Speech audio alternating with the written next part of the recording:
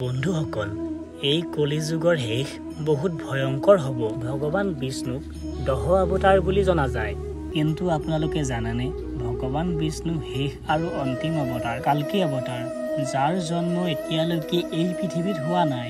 ভগৱান বিষ্ণুৰ কালকি অৱতাৰ এই কলিযুগৰ শেষত হ'ব, যাৰ বিষয়ে আমাৰ হিন্দু ধৰ্মৰ গ্ৰন্থ আৰু কলি পুৰাণত উল্লেখ আছে। ঠিক যেনেকৈ প্ৰতিটো যুগতে এটা দানৱ থাকে, ঠিক তেনেকৈ কলি যুগতো এটা দানৱ আছে, যাৰ নাম কলি পুৰুষ, যাৰ জন্ম সাগৰ মন্থনৰ সময়ত হৈছিল, যি এই কলিযুগ শেষ হোৱাৰ কাৰণ হ'ব। কোৱা হয় যে কলি পুৰুষ এতিয়া সম্পূৰ্ণ অৱস্থাত নাই। যেতিয়া কলিযুগৰ পাপে শেষ অৱস্থা পাবগৈ, তেতিয়া কলি পুৰুষ সম্পূৰ্ণ ৰূপত আহি পৰিব, যাৰ পাছত পৃথিৱীত অধৰ্ম আৰু পাপ কাম বাঢ়ি পৰিব। তাৰ পাছত ভগৱান বিষ্ণুৱে পৃথিৱীৰ পৰা পাপ শেষ কৰিবলৈ কালকি ৰূপে জন্ম ল'ব।